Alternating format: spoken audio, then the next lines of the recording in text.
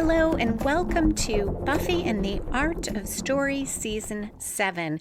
Today we're looking at Season 7, Episode 1, Lessons, where Buffy trains Dawn to fight vampires and returns to high school with Dawn to face zombie ghosts. I am Lisa M. Lilly, mystery and thriller author and founder of writingasasecondcareer.com. If you'd like to support the podcast and get more content, you can do that at patreon.com/Lisa M. Lilly, Lisa, M as in Marie, Lilly, for as little as $1 a month. Along with the recap of lessons, today I'll talk about how the episode works as its own story compared to as a season pilot, the challenges of the I'm just evil protagonist, episode versus season themes, and the growth and changes in Buffy, Willow, Spike, and Xander from season 6 and whether they fit the characters' arcs so far. As always, there'll be no spoilers until I get to the end to talk about foreshadowing, but I'll give you plenty of warning. Okay, let's dive into the Hellmouth. Lessons aired the first time on September 24th, 2002. It was written by Joss Whedon and directed by David Solomon. It starts with an opening conflict that, at least for now, appears to have little to do with Buffy. In Istanbul, a dark-haired young woman runs from figures wearing hooded cloaks. She goes down narrow streets and someone closes a door despite seeing that she's distressed. Finally, she scrambles up a pipe or gutter on the side of a building, and she reaches the rooftop, but another figure is there to intercept her and throws her down to the ground. She fights the others, but one stabs her and kills her. This prologue doesn't draw me in that much, which is the opposite of the reason I often don't like prologues as a reader, because I get drawn into the story and the characters, and then I'm usually yanked away to another story and different characters that I don't yet care about. And I talked about that in the very first episode of Buffy and the Art of Story, because that also started with a prologue. There, though, I was quickly engaged. And the prologue did relate to Buffy. It was in her high school, though we didn't see her yet. And antagonist Darla was there, and it set the tone for the whole show because it subverted the idea of the blonde girl in peril. First, because it turned out Darla was the monster, and then we transitioned to Buffy. Here, of course, I'm concerned about anyone running down a street and being chased, but since I don't know who this young woman is, I don't know anything about her, I'm not very invested in her, and I remember being a little confused when this episode never referred back directly to the prologue when I first watched Lessons. And of course, as always, in a pilot, I was eager to see Buffy, so I felt a bit frustrated with that. All the same, as I'll talk about in foreshadowing, this does do quite a bit to signal the season to come. And it does provide a major conflict, something that is always good to start a story with. When that hooded figure stabs the young woman, it's 1 minute 37 seconds into the episode, and we cut to the face of a vampire coming out of a grave. Buffy stands there and says, "It's about power. Who's got it? Who knows how to use it?" She tosses a stake to Dawn, who is there with her, and asks Dawn who has the power. Dawn thinks that she might because she has the stake, but Buffy tells her the stake is not the power. Dawn says, but he's new. He doesn't know his strength. He might not know those fancy martial arts skills that they inevitably seem to pick up. All this time, the vampire is struggling to get out of the grave. Dawn admits the vampire has the power, and Buffy says it doesn't matter how well armed Dawn is or how well prepared. She's a little girl. And Dawn says, woman. Buffy says, little woman. And Dawn points out, I'm taller than you. Buffy goes on, he's a vampire, okay? Demon, preternaturally strong, skilled with powers no human could possibly ever. And the vampire's still trying to get out of that grave, says, excuse me, I think I'm stuck. So a lovely subversion of the trope of the scary vampire and the girls in peril. The vampire says his foot is caught on a root. He doesn't even know how he got down there, and he asks for a hand. He seems super nice. Dawn is skeptical about the danger he poses. But when Buffy pulls the vampire out of the grave, he thanks her very politely and then turns on her the next second. But she grabs him by the neck, tells him she's the slayer, he doesn't want to mess with her, and sends him toward Dawn. Dawn backs off, she ducks, she does a nice back roll, and the vampire loses his balance. Buffy is semi-impressed, Dawn's very pleased, and she stakes the vampire while he's down. Unfortunately, though, her celebration is premature. She missed the heart. The vampire easily overpowers her. He's about to bite her. Buffy pulls him away from Dawn, and she fights, and we get some of those acrobatics that we don't see quite so often from Buffy anymore.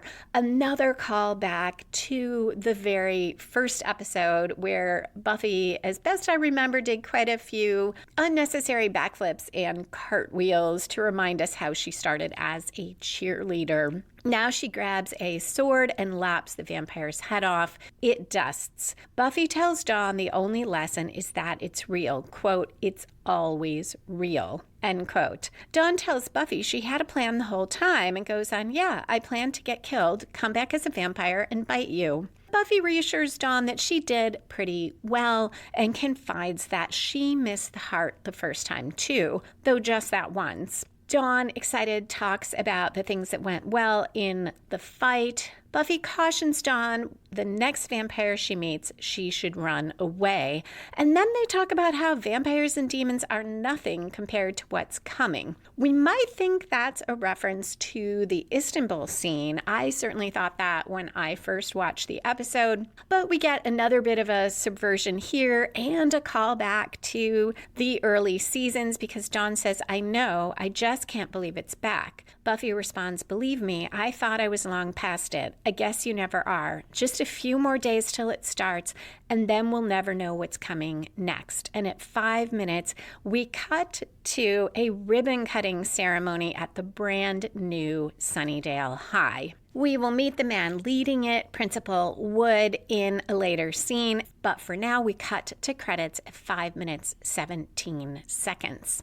Normally by now, we would see the story spark or inciting incident for the main plot because we're over 10% through the episode. You might see it as the high school opening, but that by itself doesn't set off the main plot, which will be about these zombie ghosts in the high school. We never really see the spark, and I'll talk about that later, and it's part of what contributes to the pace of this episode feeling slow. Maybe not super unusual in a pilot episode because often there's a lot that the show has to set up for the season, but I feel like other seasons have done a somewhat better job of that. For now, on return from the credits, the scene shifts to England. Giles canters over the grass on a horse. He's wearing a cloak. Then he meets Willow under a tree. She sits cross-legged looking down,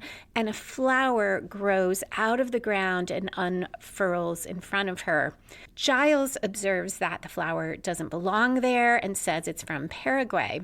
Willow asks if there's anything he doesn't know about, and he concedes that maybe synchronized swimming. They talk about her study of magic with a coven. and about how the earth, the energy, the root system are all connected. Willow says the women in the coven are the most amazing ones she's ever known, but they're afraid of her. Willow doesn't think she has that much power, but Giles says everything's connected, including Willow, to all that power. He explains no one can take it from her. She's responsible for it, which makes Willow uneasy. This is a lot of exposition coming out, and there will be a little more telling us what Willow has been doing all summer. Using conflict is a great way to reveal exposition without slowing the story. And later we'll see some excellent conflict between friends. Here, there's not quite enough tension to keep me engaged, but that could be because I've rewatched this series so much. There is some back and forth here over Giles both trying to reassure Willow, but to caution her at the same time, and Willow feeling distressed about the idea that she has all of this power, that people are afraid of her, and she wishes they could just take it away from her. She also expresses that when Giles brought her here to England, she thought it was to lock her up or kill her because of her killing Warren, but instead he's gone all Dumbledore. He asks if she wants to be punished, and Willow says, I want to be Willow. He tells her she is, that we all are who we are, no matter how much we appear to change. The scene cuts to someone else who appears to have changed, Xander. In a suit that's slightly too big for him, he brings a roll of blueprints to Buffy's house on a sunny morning. It's about 9 minutes, 21 seconds in. All our major characters, other than Giles, have shown significant growth since the end of last season. Buffy clearly has followed through on her promise to show Dawn the world, to be there for her, to be more connected. She and Dawn are getting along well. She is helping Dawn fight vampires instead of trying to keep her away from everything. And Dawn is excited about it. She and Buffy seem very close. Willow is taking her power seriously. She's not arrogant about it the way she was in the beginning of season 6. She's not Dark Willow, and she's learning, and she's feeling remorse over what she did, struggling with how to deal with that and how to go forward. And Xander is seeming self-assured. That suit signals that the promotions he got in earlier seasons have led to a greater role on the construction team. He seems to be a supervisor or manager, and there'll be some dialogue that tells us that too. At the Summers house, Buffy tells Dawn to eat breakfast and says, I made cereal. Xander asks her how exactly you make cereal, and Buffy responds, you put the box near the milk. I saw it on the Food Channel. She is a little anxious about Dawn going to the same high school that tried to kill her for years. And we find out the blueprints are of the new high school, which Xander has 2 crews working on. He reassures Buffy that there are no pentagrams or secret passageways, but there is one disturbing thing in the plans. The principal's office is where the old library was, which means it's right above the Hellmouth, raising the question of whether the new principal is evil or in a boatload of danger. Xander points out the last 2 principals were eaten and says, quote, who even applies for that job, end quote. Buffy tells him they'll find out and asks if Dawn has everything, and Dawn rattles off all the important supplies, books, lunch, steaks. Buffy now gives Dawn a present, which Dawn hopes is a weapon, but we don't get to see what it is. At 11 minutes 30 seconds, the scene cuts to the high school. We're about a quarter way through the episode, in fact, a little further. Often around here, a story will include the first major plot twist that should come from outside the protagonist, spin the story in a new direction, and raise the stakes. So far, nothing has happened with the main plot other than Dawn got a present that she will use later. We've mostly been catching up and doing some homages to earlier seasons, which will continue now. Xander drops Buffy and Dawn off at the high school and tells Buffy he'll be on site all day. Buffy warns Dawn to, quote, stay away from hyena people or lizardy type athletes, unquote, and also cautions her about seeing anyone invisible. Dawn quite reasonably points out that she definitely will not see anyone who is invisible. These are all references to Buffy's past high school adventures. Buffy suggests it's not too late for Dawn to drop out. The principal appears behind them as Buffy says the place is evil. He is young and good looking, and he comments on how tough it is to let kids go. Buffy says she expected the new principal to be more aged. He laughs and responds that she seems a bit young to have such a grown-up daughter. Buffy stutters and points out she's Dawn's sister, and she touches her hair, which is in a ponytail, and asks Dawn if she has mom hair. We'll come back to this joke later. For me, it doesn't work here because it makes me pause and think, is there any way Principal Wood could have thought Buffy was Dawn's mom, especially when we find out later that he knows who Buffy is, that he's read her file? But even without that, I stopped and calculated and thought, okay, well, if Dawn's 14 or 15 and Buffy had her when she was 14 or 15, she could be 28 or 29, so I suppose she could be a young-looking 28 or 29. But if you have to stop and think through a joke, it's probably not working. And Wood now says he's heard of Buffy. She went to the old high school. After he walks away, Buffy says that was suspicious, and Dawn is quite skeptical and says, you betcha. Buffy doesn't want to let her go. Dawn recites all the advice Buffy has given her and adds at the end, to serve man is a cookbook, a reference, I think, to a Twilight Zone episode.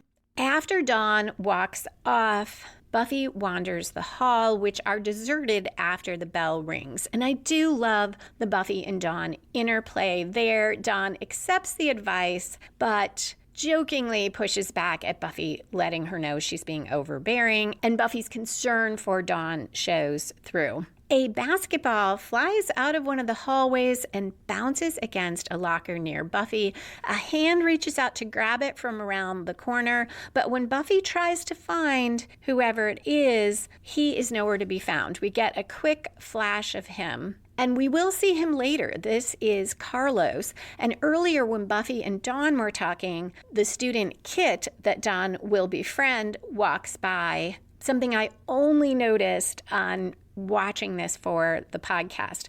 Buffy passes a basement door with a sign that students must keep out. We'll find out that Carlos went down there to smoke, a callback to Nightmares, where a student goes downstairs to the basement to smoke and gets attacked. We're now at 14 minutes, 17 seconds, and still don't know what the main plot is. In class, Dawn looks a bit nervous when the teacher asks the students to introduce themselves. The scene cuts to Buffy in the restroom, and she looks at herself and says, it's not mom hair. And then she notices this little creepy doll on the sink counter, which we'll find out the doll is a talisman. She picks it up.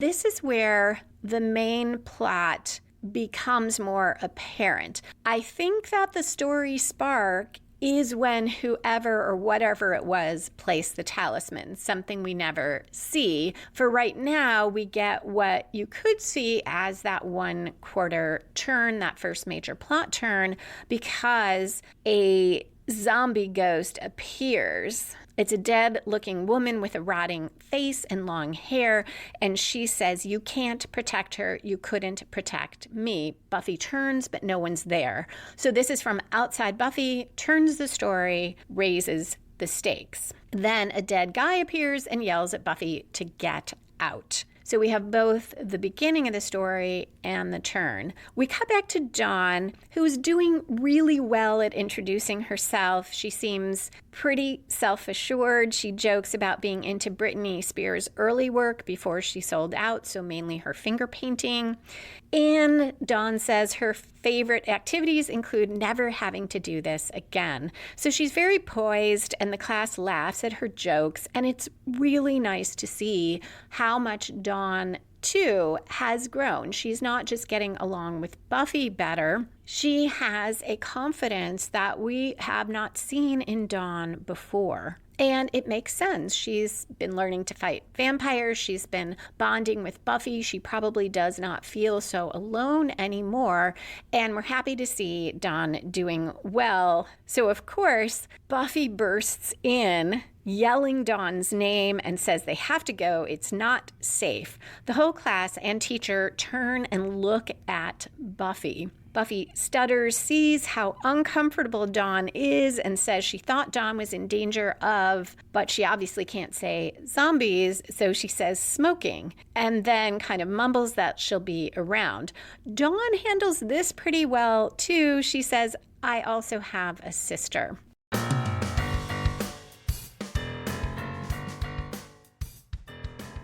I have a listener comment to share, but first, thank you to everyone who has rated or reviewed the podcast.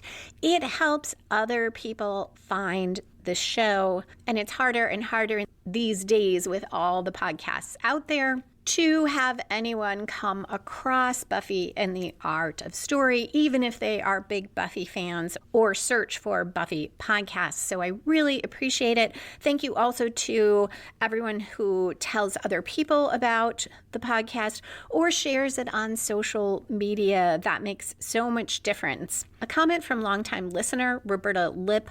This is about both the Patreon episode I did about Buffy's season 6 arc and the overall look at season 6 that I did in the regular podcast. Roberta makes some great points. She says season 6 Buffy protects Dawn mostly so she doesn't have to connect with her, so she doesn't have to notice that she's a person. Protecting her is more an act of ignoring her. What would have been more effective is to have started to write Dawn as more grounded and mature and Buffy not noticing, and then at the end simply acknowledging her power and her autonomy would have worked on our heartstrings. But nope, they just kept her annoying.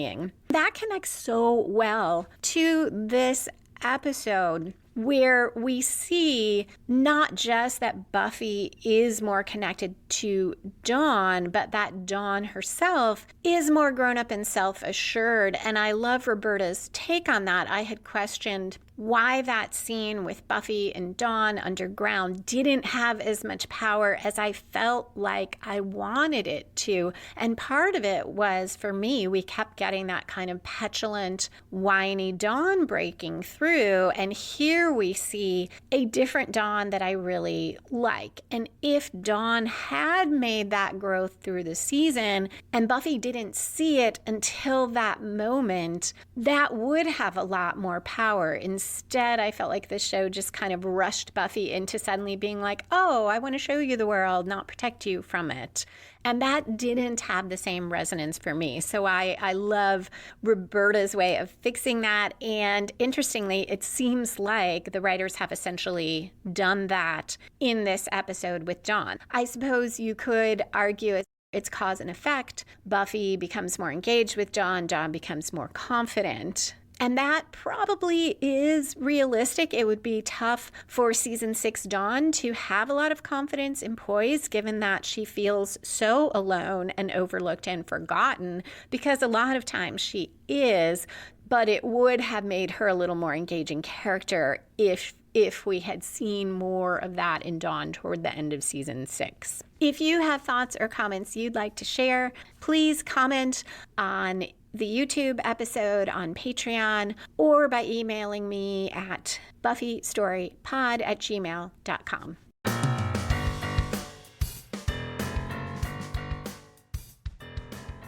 The scene cuts to a coffee house where a folk duo sings a mellow song. It's a man and a woman with very similar voices, great harmonies. Anya is there with her friend Hallie, and here is where exposition comes out through a much stronger conflict, though still between friends. It's also funny. Hallie says, oh, who are they kidding with that shiny, happy crap?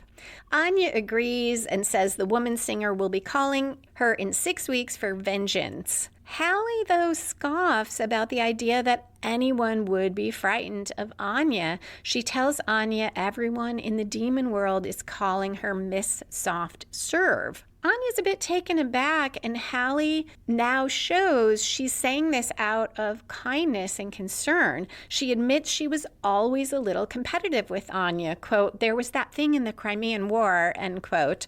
But she looked up to Anya as the most hardcore vengeance demon on the roster. But then Anya lost her powers, fell for this Xander guy. Anya insists it was just a summer fling. She's all the way back in the vengeance business. But Hallie points out that there have been no deaths, no eviscerations. She's not goading anyone into anything serious.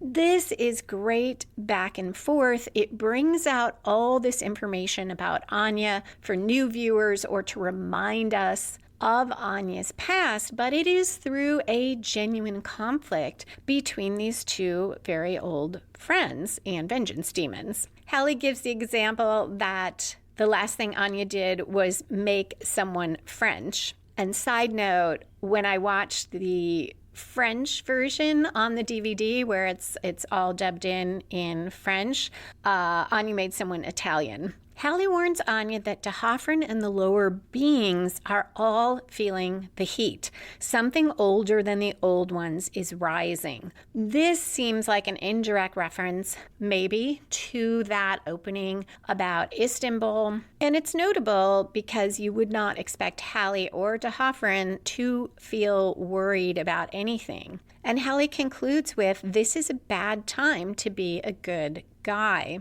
Anya responds, "What is this, an intervention? Shouldn't all my demon friends be here?" And Halfric says, "Sweetie, they are." This is such a sad and touching moment. This idea that Anya doesn't have a place anymore in the demon world, even though she went back to being a vengeance demon. And Hallie is the only one who's going to come and tell her. And while, of course, we don't want Anya to go back to eviscerating people, this scene really makes me feel for her because she doesn't really fit with Buffy and her friends, which is emphasized by we're seeing Anya alone with Hallie, not connected to the others, and yet she obviously doesn't fit with the demons anymore either. As with some other things in the episode, though, this does not relate to the main plot at all, so it's more of that setting the stage for the season and catching us up. At 17 minutes 57 seconds, Buffy finds Xander. He's in his hard hat, has changed out of his suit, apparently, making me wonder why he wore it just to go to Buffy's. I guess we can imagine he had some sort of meeting after that. She tells him about the zombie ghost things. They look like ghosts, but they could touch her. Buffy says she's not damaged, but she may have destroyed Dawn's social life. And I like that matters to Buffy. In season 6, I feel like that would not even have registered with her. Buffy thinks that the school being rebuilt must mean something evil. In the classroom again, at 18 minutes 59 seconds, a guy sitting next to Dawn, who seems very nice, asks to borrow a pencil. Then he turns into a zombie or demon, whatever it is, when she hands him one and he stabs her in the face with it. She screams and falls on the floor and everyone stares at her. The teacher runs over and Dawn discovers that she's fine. She claims it was a bee that flew in her eye and she's allergic, and she asks to go to the bathroom. After she leaves, another student says, "Guess it runs in the family." In the bathroom, Dawn hears crying from another stall, and she starts to open the stall doors one by one in a very creepy scene. We do spend a lot of time in Dawn's point of view in this episode, perhaps as much as in Buffy's. And when I first watched this, when it originally aired, I worried that the whole season was going to be Dawn's adventures in the new high school, and feared they were just going to retread all the episodes from previous seasons. It also creates a bit of a question of who is the protagonist in this episode.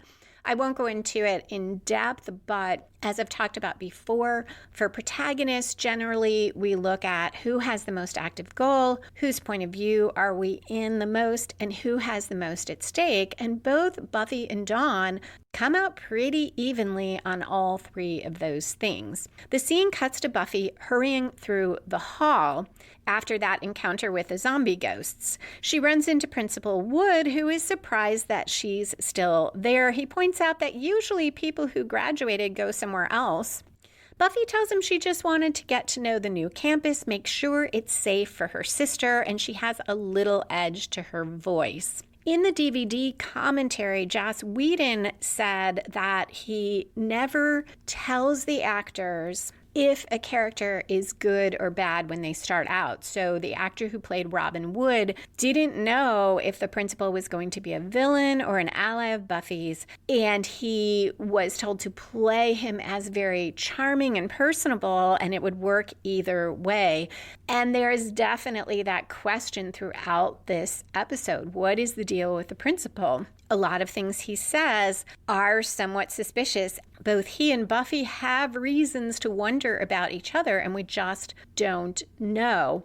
This answers my question from last season. Did James Marsters know whether Spike was going to get his chip out or his soul back? Given what Whedon said on the commentary, I'm guessing he was never told that. Dawn, in the bathroom, finds a very frightened girl who says her name is Kit. She saw something scary. She doesn't think Dawn will believe her, but Dawn reassures her enough, and Kit confides that it seemed like a monster or zombie. During all of this, we cut back and forth to Buffy with Principal Wood, and he says he knows more than he let on before about Buffy, one of those suspicious things. We are past the midpoint of the episode, about 22 minutes, 15 seconds, when a group of zombie ghosts appears in the mirror just after Dawn has tried to reassure Kit.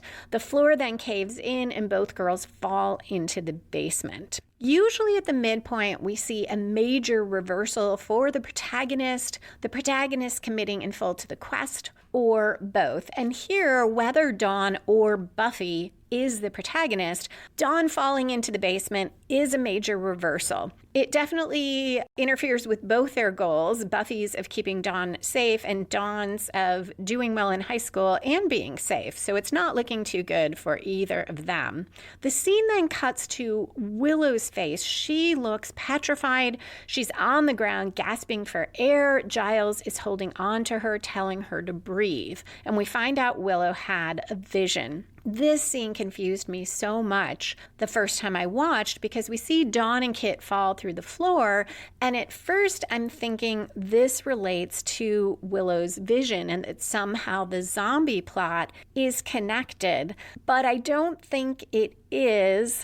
Willow's vision goes to the allusions throughout the episode that there's something big going on. Hallie's something big, the Istanbul thing, although none of it is explicitly connected. Willow touches the ground and says she felt the earth. It's all connected, but it's not all good. There's deep black. She saw the earth, and she says, quote, "I saw its teeth," end quote. And Giles says, "the hellmouth." And Willow says, "It's going to open. It's going to swallow us all." That line about "I saw its teeth," Allison Hannigan does a great job with it, as she does with everything. But the hellmouth having teeth is something that has never worked super well for me. It was fine in the early seasons because Buffy as a show was much campier then. Season 5, 6, and most of 7 are much more serious. There's much less camp. And the idea of the hell mouth literally having teeth always seems comical to me, and that's why I have trouble with it in this scene. I just wish they had written a different line because it draws me out of the drama of the moment. However, I'm sure that's not the case for everyone, so I would be really curious if any of you feel that way about the hellmouth having literal teeth. Back in the basement, Dawn and Kit get out from under the rubble. Kit has to kind of wake Dawn up. She got knocked out. They start looking for a way out. Upstairs, Principal Wood tells Buffy the school board told him to read her record. So again, that question, why would he think she's Dawn's mom? I suppose maybe he says that to throw her off guard to see how she'll respond. He comments now that she has a checkered past. Buffy, now awkward and uncomfortable, tells him it's more like plaid and there were factors. Kit tells Dawn the zombie from earlier told Kit she'll die and everyone dies there. They run into that other student, Carlos, who came down for a smoke. He says he saw a dead janitor who threatened him and he ran away like a girl, which I think has to be a purposeful reference since the girls here, including Dawn, are going to turn out to be very powerful. Now a zombie ghost confronts them all and Kit says it's not real. And Dawn echoes Buffy's advice and says, lesson 1, it's always real. Another zombie appears behind them, says he tried to run too, and then the third, and they say no matter how much you scream, no one hears. This prompts Dawn to remember her present, and she pulls it out, a cell phone. The first one on the show. Joss Whedon said in the commentary he feared cell phones would make things too easy for the characters, and they dealt with it in earlier seasons by figuring the characters did not have enough money to afford them, but that it had gotten to the point where that didn't feel realistic anymore. Wood and Buffy are still talking. Buffy tries to convince him to kick Dawn out of school. The phone ringing interrupts Buffy and she answers, ignoring Wood's comments about no cell phones, and she tells Wood it's her dog walker. He looks genuinely shocked and saddened when he hears Buffy say quietly, they're dead, and he asks if her dogs are dead. Dawn ends by exclaiming about the awesome reception. Buffy takes off. Wood says he understands and tells her good luck with that dog tragedy. Downstairs, the zombies disappear, but then one reappears and grabs Dawn.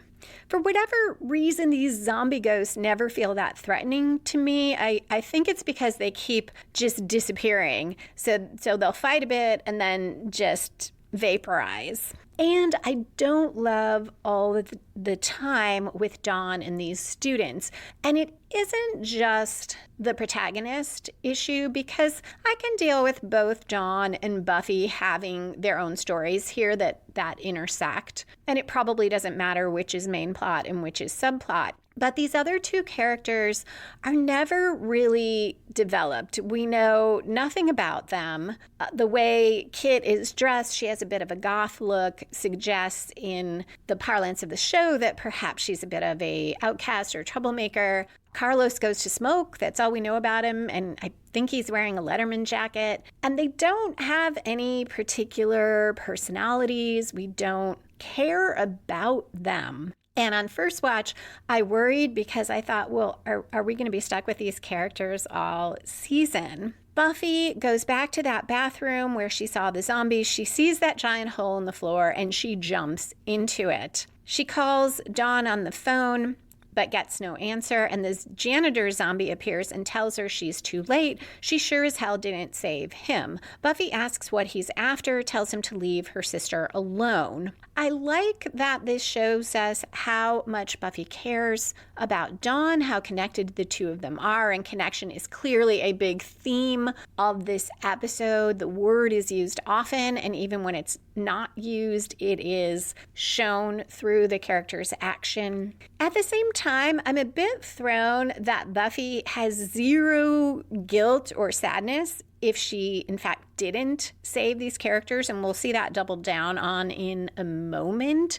And while I'm glad we don't have season 6 Buffy and end of season 5 Buffy, who definitely had the weight of the world on her shoulders, Buffy cannot save everyone. That's something she's had to live with. So I'm glad she's not still there, where it makes her almost unable to engage with the world. But that seems like so much of a switch that it's hard for me to still see her as Buffy, because Buffy has always had empathy for people. And here she's just like, yeah, whatever, you're dead, get over it. What about my sister? I don't want her to spend a lot of time on those feelings. And of course, I want her to put Dawn first. I think that's great. But maybe just some glimmer of, sorry, I couldn't save you, but there's nothing I can do about that now. Another zombie joins. I think this is the one that was in class with Dawn, and he says he wants Dawn as his girlfriend. And Buffy has a very fun line. She tells him, "Wrong sister. I'm the one that dates dead guys. And no offense, but they were hotties. I mean, I'm sure you had a great personality." So this seems very, very Buffy. The zombie girl appears and asks if Buffy was busy making out with her dead boyfriend, and is that why Buffy let her die? The zombies go on to say the place is theirs now. Buffy thinks, though, that they're trying to block her from getting through the door that they're standing in front of. And she tries diving over the three of them instead. One of the other challenges with this plot is we never know what these zombie ghosts' goal is. In a moment, we'll find out what's behind the door. So maybe they were trying to block Buffy from going there, but if that was their aim, they wouldn't have lured her down into the basement in the first place. Or if that was their key aim, if their thing was protect this door, don't let anyone go past it. And while they threaten Dawn and they threaten Buffy, and it does seem like they have the power to kill them, we don't know why. There is this idea of revenge. We're going to get back at Buffy because she didn't save us. But we don't know what that would do for them. Would they finally get peace? Are they just really, really angry? And this robs the story of a bit of its power. There's always a risk when you have an antagonist who is just doing evil things to do evil things.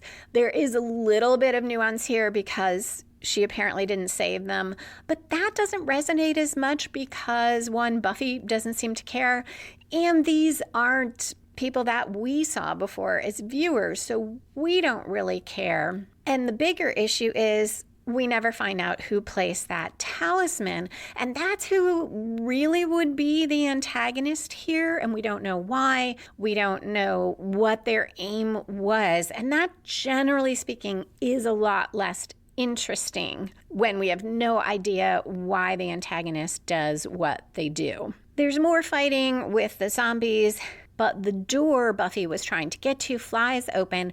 Behind it is Spike. His hair is more of a normal blonde color, not his bleached platinum, and it is curly, and we cut to a commercial.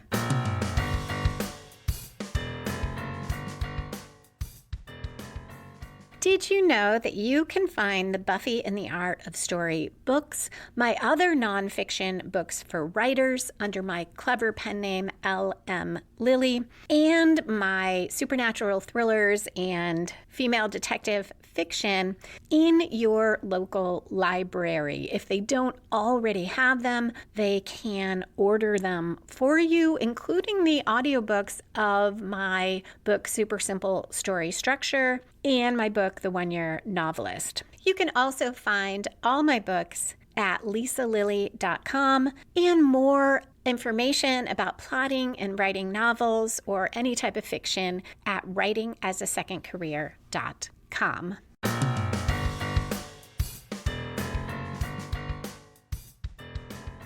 This is a great hook because, of course, we want to know what is the deal with Spike and how will Buffy react, because she has not seen him since he attacked her in her bathroom.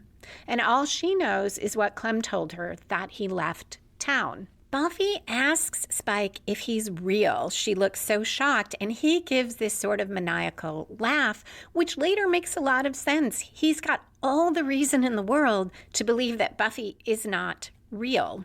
Sarah Michelle Gellar plays all of this really well, that Buffy is surprised, that she's taken aback. She might be a little uneasy about Spike given their last encounter and that he attacked her. At the same time, even injured, she fought him off. So I don't feel like she is afraid of Spike here, but wary of him. He tells her to duck, but he just says duck, and she misunderstands, thinking he's talking about the animal, the duck. Maybe believable given how weird Spike seems. The zombie janitor, though, hits her on the head with a pipe. All three zombies are back. Buffy fights, then locks herself into the room with Spike. He tells her no one comes in there, quote, "It's just the three of us," end quote. She asks about Dawn. He yells, quote, "Don't you think I'm trying?" End quote, at someone else, it seems, someone we can't see. He raves and rambles. She sees where his shirt is partway open that there are scratches, deep scratches across his heart, and asks what he did. And he says he tried to cut it out. Buffy's phone rings. It's Dawn. She tells Buffy they're near the furnace. Dawn asks her what the zombie ghosts want, and Buffy says, "So far to piss me off." Spike tells Buffy the things are manifest spirits and they're raised by a talisman. She asks if he'll help her, but he keeps rambling and raving, and she leaves. She walks out the door and it's very quiet, and she says, "Guys, resentful dead guys?" We're now at 32 minutes, 50 seconds. This is where we usually see that last major plot turn, about 2/3 to 3/4 through the episode. It should grow from the midpoint and take the plot in yet another new direction. And here, Buffy repeats what Spike said about a talisman, and maybe him saying that is really the turn, but it gives her an idea, and she calls Xander. I suppose this grows from the reversal of Dawn falling into the basement. That's how Buffy ends up encountering Spike, and it sort of turns the story because now Buffy knows how to fight them, though we don't see exactly what she asks Xander to do. It doesn't feel that much like a major turn, though, because Buffy personally is going to do pretty much what she would have done otherwise, try to find Dawn and fight the zombies. The scene cuts to Dawn, who tells the other two they need a weapon. Carlos finds a brick. Dawn puts it in Kate's shoulder bag, which has a long strap. The zombies approach. They're saying that the three students will always be there, just like the three zombies are. And the zombie girl says, "Why do you think we picked you? The ones no one will miss, the ones who don't belong."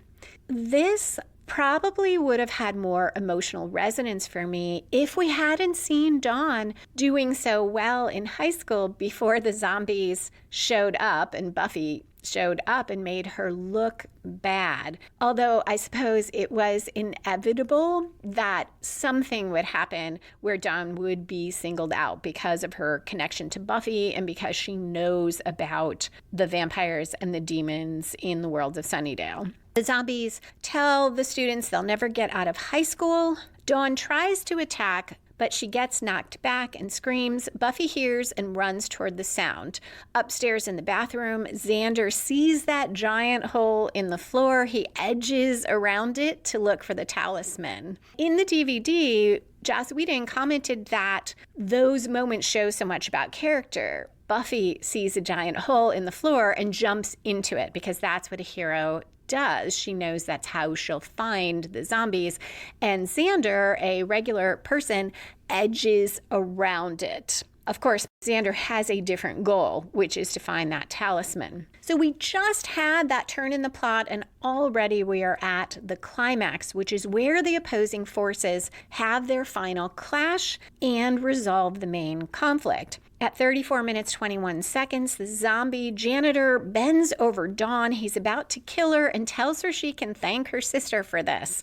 Buffy bursts in, kicks the zombie out of the way, and Dawn says, "Thanks, sis," which is really fun dialogue. And maybe answers that question. The janitor and the other zombies just want revenge, I guess, against Buffy. The zombies attack again. Dawn yells to Buffy about the bag. Buffy grabs it, swinging it around. It's got that brick in it, and she's hitting the different zombies with it. And there's also lots of kicking with the fight.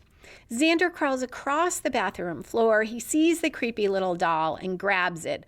One of the zombies appears behind him. In the basement, Buffy holds a pipe, and the janitor zombie taunts her, saying, "What are you going to do, kill us?" But Xander breaks the talisman in half, and it looks like it burns up in his hands, and the zombie near him turns to luminescent dust, as do the ones in the basement, and the climax has ended at 35 minutes, 30 seconds.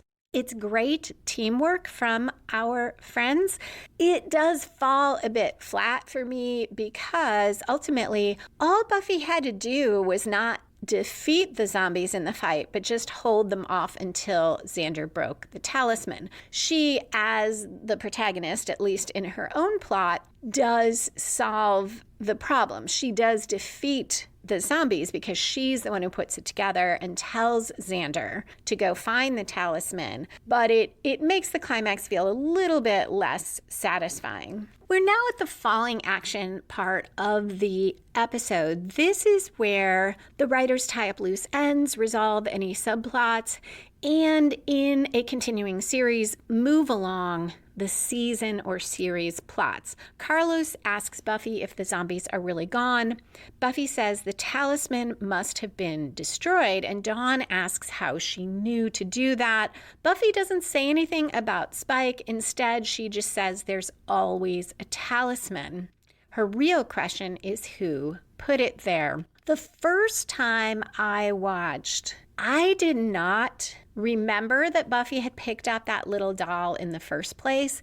And with all Spike's raving, I didn't catch the talisman part. So when Buffy went out and was like, talisman, and called Xander, it felt really out of the blue to me. It felt like, oh, Buffy just had this brainstorm, and that was particularly unsatisfying. I think I just missed it, but perhaps it needed a little more signposting so that we understood it. I'm not sure. It might be that there was just so much to take in with the episode that I should have picked it up and didn't, because when I broke it down for the podcast, I definitely saw that was woven in there. They all go looking for a way to get upstairs, and Dawn says Buffy really wasn't kidding about this place. It hasn't changed, but Buffy says, I don't know, it seems smaller. Typical response when you return to high school after being gone. In the next scene, everyone is upstairs. There are other students milling around. Buffy tells Dawn, Kit, and Carlos they'll be okay and it might be good to stick together. Kit hugs Buffy. Carlos pats her shoulder and tells her she's the coolest mom ever. This works better for me here because I feel like when I was in high school, anyone who was college age seemed like a really grown-up adult compared to me. Buffy frowns and touches her hair. And Wood appears after the three of them walk off and says, curiouser and curiouser. He goes on that Carlos and Kit are the only two students with files thicker than Buffy's. And he is amazed that Buffy got them socializing and hugging and heading to class for a change. Buffy says they shared an encounter. He tells her he knows she's probably eager to get out of the school, but he thinks she belongs there. They don't have a big budget, but they have a community outreach program and could pay her for a few days a week. He clarifies he's not suggesting she be a guidance counselor, but that the kids could use someone their own age to talk to.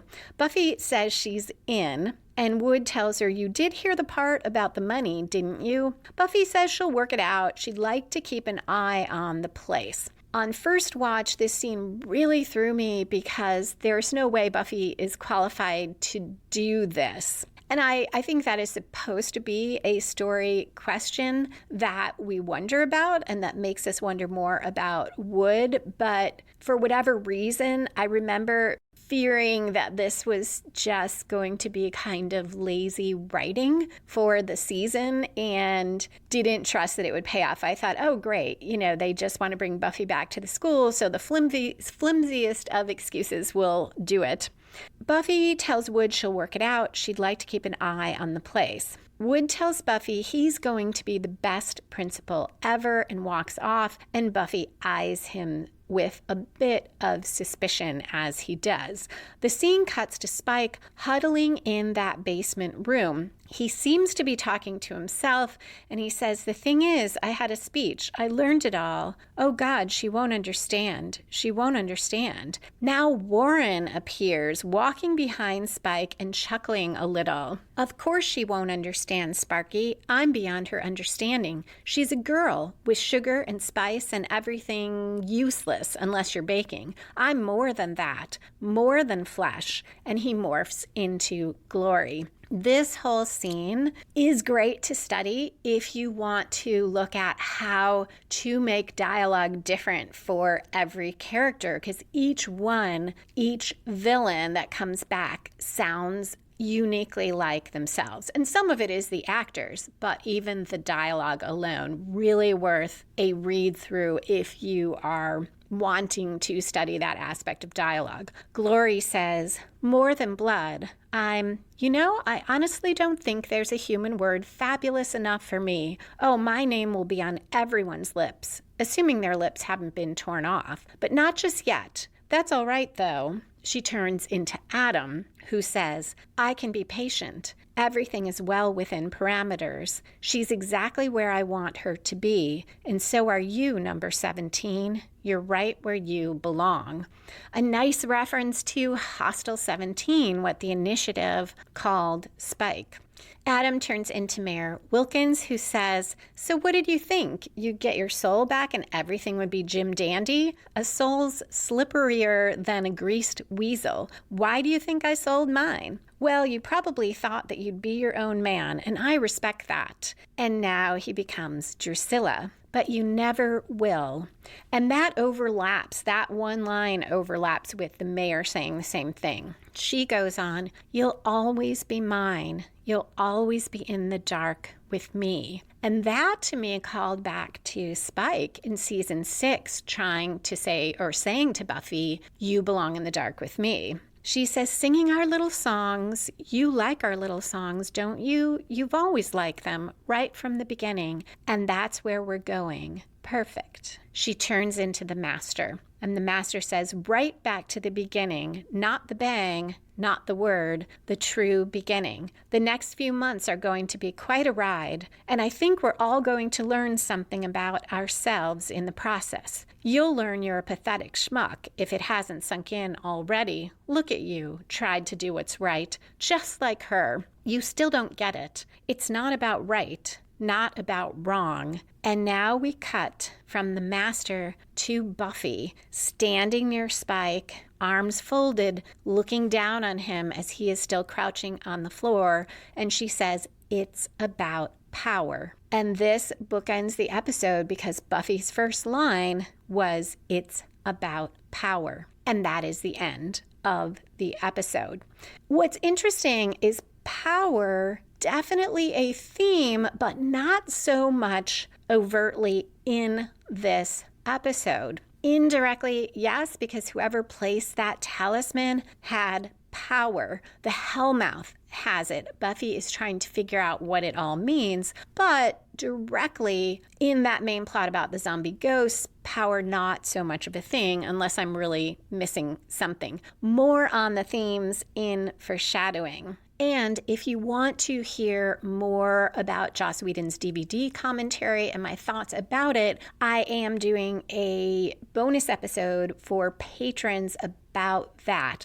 If you're not already a patron, you can join for as little as $1 a month and get access to all the bonus episodes. If you're not sticking around for foreshadowing and spoilers, thank you so much for listening, and a special thank you to those patrons who support the podcast. I hope you'll come back in 2 weeks for Beneath You, where Xander and Anya encounter one another again after Anya enacts vengeance.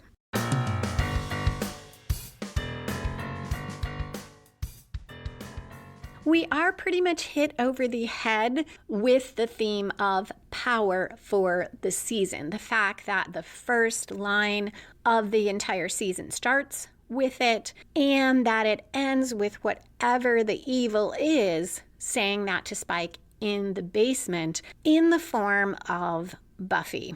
Raises a lot of questions about what form that's going to take, but it makes it clear that it is going to weave through season 7.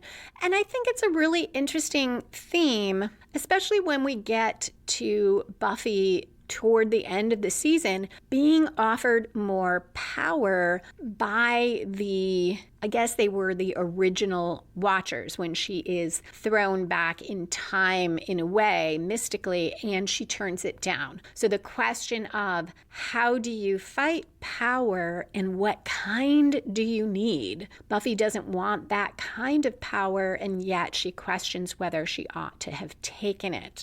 Another theme of the season that I don't think is foreshadowed in this episode is, what does it mean to be a leader, to be a general in a war? That is, to me, one of the bigger themes, because we see Buffy grappling with how does she lead the potentials. It's one thing to have her group of friends that she has had all these seasons, and even there were some struggles. Willow didn't want to be the sidekick anymore. Buffy struggled with including her friends versus standing on her own, with protecting them, fearing she was endangering them. But ultimately, in all the seasons, they came together. It took everyone working together to prevail, and that was a very strong message. In season 7, with all these potentials, there is a need for someone to be a leader, and that comes out in the scene where everyone throws Buffy out, still really distressing to me, and they're trying to have a meeting, and one of the potentials keeps talking about Robert's Rules of Orders, and it's clear you can't really run this battle or this war as a democracy. Faith recognizes that she struggles with taking over as general, but she is probably more willing to embrace that role than Buffy, or at least in some ways she is better at it than Buffy. And Buffy struggles with not knowing all the potentials, not getting to know them, because she knows that many of them will die, and that is really hard for her. So all of that will be explored in this season. I don't think there's anything foreshadowing that, and I don't think there has to be. It's just a comment on those two major themes, one of which we are told will be a theme, the other we'll find out later. In another way, this episode foreshadows the season, one of the less positive to me things about it. We spend all this time with these two students that we never see again. We never see Kit and Carlos. I almost said, what's his name? Again, as far as I can remember, maybe they're extras or something, but I don't think so. And we don't care about them. And that, to me, is a flaw in that opening. And it signals, at least for me, how much I'm going to feel that way in the season, because I never come to care about the potentials. And I know that is part of the theme, that how does Buffy manage this? We don't get to know the potentials because she doesn't. And I'll see as I go through this season whether that works better for me on a closer look. I don't know how else you could handle it, because that is part of the story that the show clearly wants to tell, and it's a powerful story. So I don't know what you do with that. I do have to amend something. I do care about some of them. I love the way Buffy chooses to share her power with them at the end. I find it all very moving. And there are a couple of potentials who I really like. But for the most part, they are not that engaging to me.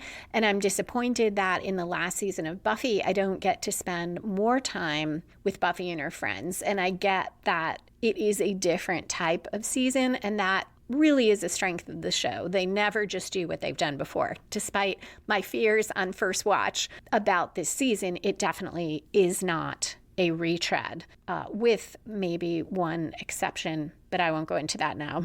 In one way, maybe those two students we don't care about, their inclusion could be justified because, at least on the surface, that prompts Wood to offer Buffy the job. We'll find out later he was just looking for an excuse to keep her in the school and keep her nearby, and the students furnish it. But that doesn't really save it for me, because these are great writers, and I'm certain that they could have made us care about those students, or could have come up with a plot that would be engaging, that would prompt Wood to do that. The prologue here foreshadows all the potentials being killed all over the world, and we will get other shots of that, at least one. And it all does eventually connect to Buffy, and how I feel about that prologue foreshadows how I'll feel about most of the potentials. I'm sorry they're in peril. I'm not happy when they get killed, but ultimately it does not make that much difference. The fact that the prologue never connects directly to anything in this episode, though, signals the larger scope of the story. It foreshadows that this will be a very different season, where season 6 was so focused on Buffy, Willow, Xander, and their personal lives. This will be the opposite. It will be about the big picture, the big issues, the giant struggle between good and evil on a large canvas, and so much less of a metaphor for the characters' personal lives. So I'll end with that, and thank you again for listening and going on this journey with me. Come back in 2 weeks for the next episode, Beneath You, where Anya enacts vengeance and Buffy learns something about Spike.